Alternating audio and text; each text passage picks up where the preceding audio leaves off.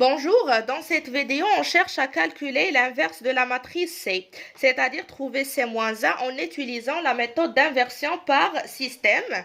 Autrement dit, en utilisant l'équivalence, Cx est égal à x', c'est équivalent à dire que x est égal à C-1 x'.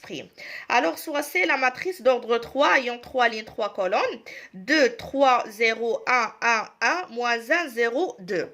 Et x, c'est la matrice colonne x, y, z. X', c'est la matrice colonne x', y', z'.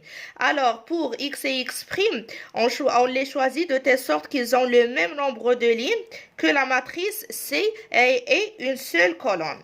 Alors, on commence les calculs. Alors, on commence par Cx est égal à x'. Ça veut dire que la matrice C, 2, 3, 0, 1, 1, 1, moins 1, 0, 2, multiplié par la matrice colonne x, x, y, z, c'est égal à la matrice colonne x'. Donc, c'est égal à x', y', z'. On applique ici la propriété du produit entre deux matrices et vous pouvez voir comment on calcule le produit entre deux matrices dans une vidéo qui existe sur la chaîne YouTube.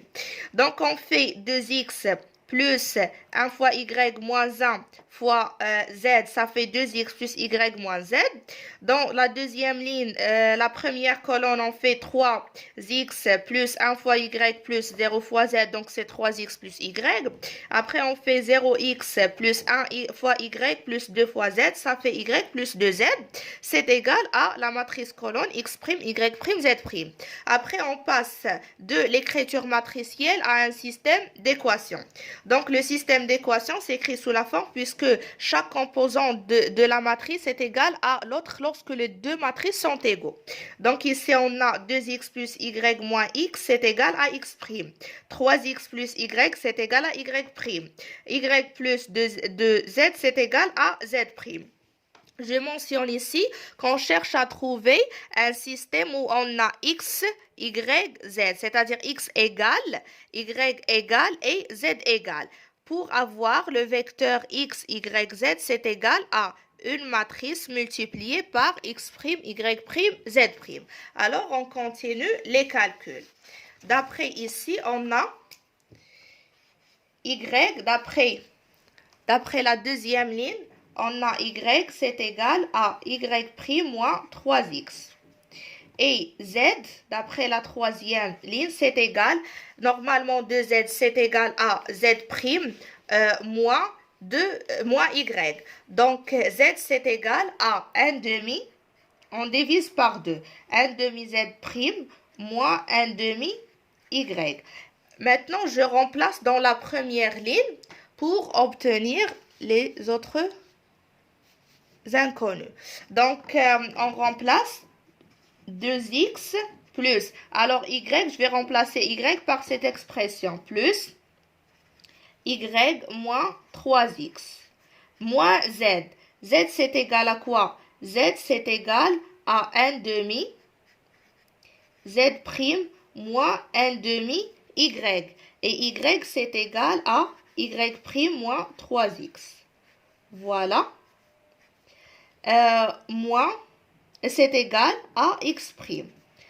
Donc, on a 2x avec moins 3x. Et ici, c'est moins avec le moins, ça fait plus 3 demi-x. Avec le moins, donc c'est moins 3 demi-x. Alors, ça nous donne moins 5 demi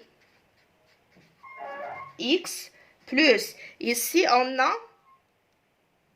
y, c'est égal y' moins 3x, donc c'est y' avec moins, ça fait plus, donc plus 1 demi y', donc c'est égal à 3 c'est égal à 3 demi y' moins 1 demi z', c'est égal à x'. Et on a y, c'est égal à y' moins 3x. Z, c'est égal à 1 demi z' moins 1 demi y. C'est bon. Ça, c'est la première ligne, ça, c'est deuxième ligne et ça, c'est la troisième ligne. Alors, on commence par la première ligne pour trouver x en fonction de x', y' et z'. Donc, la première ligne implique que x' c'est égal à, que x, c'est pas x', x c'est égal à x', x c'est égal à moins x' plus 3 demi y' moins 1 demi z' fois 2 sur 5. Donc, c'est égal à moins 2 sur 5 x' plus 3 sur 5 y' moins 1 sur 5 z'. Alors, je reviens vers deuxième ligne pour trouver y. Y, c'est égal à y' moins 3x, c'est-à-dire moins 3 fois moins 2 sur 5 x' plus 3 sur 5 y' moins 1 sur 5 z'. Donc, c'est égal à moins 4 sur 5 y' plus 6 sur 5 x' plus 3 sur 5 z'. Après, je passe pour calculer z. Z, c'est égal à 1 demi z' moins 1 demi y. Et je remplace y par cette expression. Donc, d'après 3, z, c'est égal à 1 demi z' moins 1 demi y. Donc, lorsqu'on remplace, on obtient que z, c'est égal à 1 demi z' plus 2 sur 5 y' moins 3 sur 5 x' moins 3 sur 10 z'. On continue ici. Donc, z, c'est égal à 1 sur 5 z' plus 2 sur 5 y' moins 3 sur 5 x'. Donc,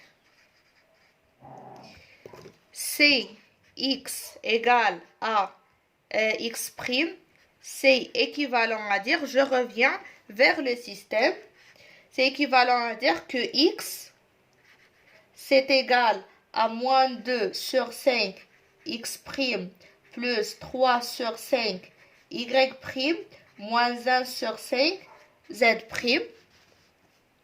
Et que y, c'est égal, je commence par x'. 6 sur 5 x' moins 4 sur 5 y' plus 3 sur 5 z'. Et z, c'est égal à moins 3 sur 5 x' plus 2 sur 5 y' plus 1 sur 5 z'. Donc, je réécris ce système sous une forme matricielle pour obtenir la matrice C-1.